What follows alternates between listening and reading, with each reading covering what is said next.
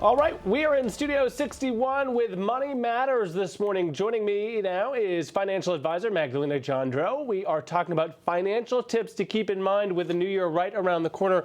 Always great to have you with us in Studio 61. Thanks for being here. Thank you. All right, we have a lot to cover, so let's get right to it. People hear things like 401ks, 403bs, FSAs. It sounds like alphabet or numerical soup to some people.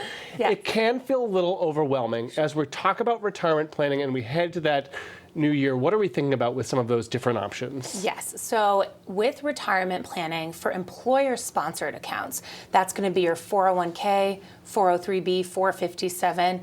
You have to make your contribution by year end for 2023. An IRA, you do have until April tax deadline of next year to make your contribution for 2023. So if you want to maximize your retirement benefit with your employer retirement account, be sure to get that money in by year end. Because for a lot of folks, that is free money. If your employer is offering some kind of match, you want to go for that. That's right. Another topic I wanted to jump into, conversations we've had in my own family when it comes to estate planning. It may not be the easiest topic to discuss, especially around the holidays, but I know it's important when we're talking about updating beneficiaries. Those things can change, understanding attorney provisions, and a lot more. What are your thoughts there? Yes, so you're right. Hard topic, but the family is together for the holidays typically, so take a couple of minutes to bring it up. So a beneficiary is the person that you list on your accounts, specifically your retirement accounts, that will receive the money if you pass away. It can be person or persons, it could be an institution, a nonprofit. And what a lot of people don't realize is your beneficiary supersedes your will. So you want to make sure those beneficiaries above all reflect your intentions. And I know in my family, with family all over the country, that's maybe one of the few times of year everybody's kind of in the same space. So now's the time to have that conversation. Student loan debt, it is something we talk about consistently on this show.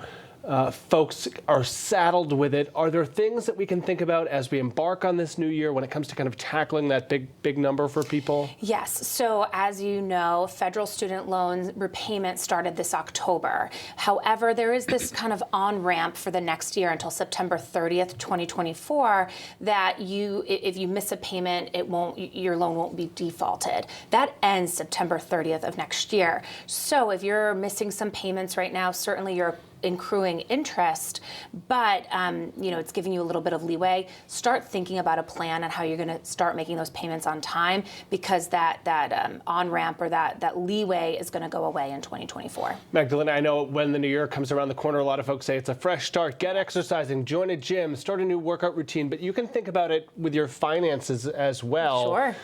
As a fresh start, what can folks kind of think about if they want to kind of push the reset button? Yeah, we always talk about financial fitness in the new year. I think above all your budget. So take the last 12 months, download itemized statements of how you've been spending, categorize that spending, and determine, is that how you want to spend in 2024? Maybe it is, maybe it isn't. Maybe you can make some small changes that can make a big impact. One thing I always tell people in the new year is try to increase your contributions to your retirement account by just 1%. You're not going to feel it per paycheck, and it's going to make a difference over time. If you use any of those apps that track your spending, I know I use Mint, it's like wildly eye-opening as to where your money goes. Yes. Finally, we like to do good, giving back with your finances. Anything to think about on that front? Yes. So obviously we love to do good, but also doing good can mean a tax break for you. If you want that tax break in 2023, you got to make your donations by year end for this year. Certainly you can give a cash donation, but I also encourage you to look at some stock that maybe grew, or bonds, or some sort of investments that are appreciated. A lot of people don't know you can give those directly to charity, and again, saving you some tax dollars. For folks that do a lot of giving, a donor-advised fund might be something to consider as well. As always, some really useful, helpful information. We'll get this segment up on our website as well, fox61.com. Thank you for your tips as always. Thank you. All right, Erica, a lot to think about as we head into the new year, but some good advice for sure. Yes.